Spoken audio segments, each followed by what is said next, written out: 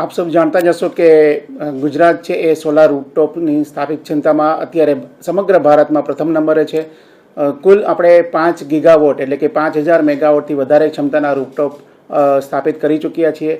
અને આ યોજના જે પીએમ સૂર્યઘર મફત વીજળી યોજના છે, જેનો વધુમાં વધુ લાભ નાના નાના ઘરો સુધી પહોંચે એ માટે થઈને જે મોડેલ સોલાર વિલેજ યોજના જે અત્યારે અમલમાં છે, તે અંતર્ગત એક એવા પ્રકારનું આયોજન છે કે જેમાં વિલેજ છે એ પોતાની સમગ્ર ઉર્જાની જરૂરિયાતો એ બિન પરંપરાગત ઉર્જા સ્ત્રોતોથી સંતોષી શકે.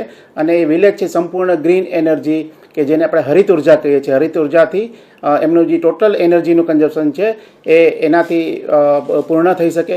આ યોજના અંતર્ગત જે 5000 ઉપરની વસ્તી ધરાવતા રેવન્યુ વિલેજોને આ યોજનામાં સ્પર્ધા માટે આવરી લેવામાં આવેલ છે. પીજીવીસીએલમાં ટોટલ 12 જિલ્લાઓ છે રેવન્યુ સરહદ ધરાવતા હોય અને એમની વસ્તી 5000 ઉપર હોય એવા 244 ગામોએ આમાં પાર્ટિસિપેટ કરેલ છે.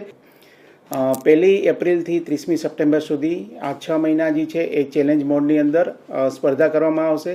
જે વિલેજ જે છે એમને પાર્ટિસિપેટ કરેલું છે ત્યાં એક ટાસ્ક ફોર્સ બનાવવામાં આવશે અને આ ટાસ્ક ફોર્સ છે એની અંદર જે ગ્રામ પંચાયત છે એ એને લીડ કરશે અને સાથે સાથે પીજીવીસીએલ જે એની વીજ વિતરણ કંપની છે એની અંદર અમારા જે સ્ટાફ ભાઈઓ બહેનો છે એ ત્યાં જઈ અને પ્રચાર અને પ્રસારની વિવિધ કામગીરી છે એ સાથે રહીને કરશે. એમાં સરકારી કચેરીઓમાં સોલાર રૂફટોપ લગાવવું, કૃષિ માટે સોલાર પંપ લગાવવા, કોમ્યુનિટી લેવલે સોલાર ની સ્થાપના કરવી કે આજીવિકા કે લાઇવલીહુડ માટે પણ સોલારના સ્થાપનો કરવું.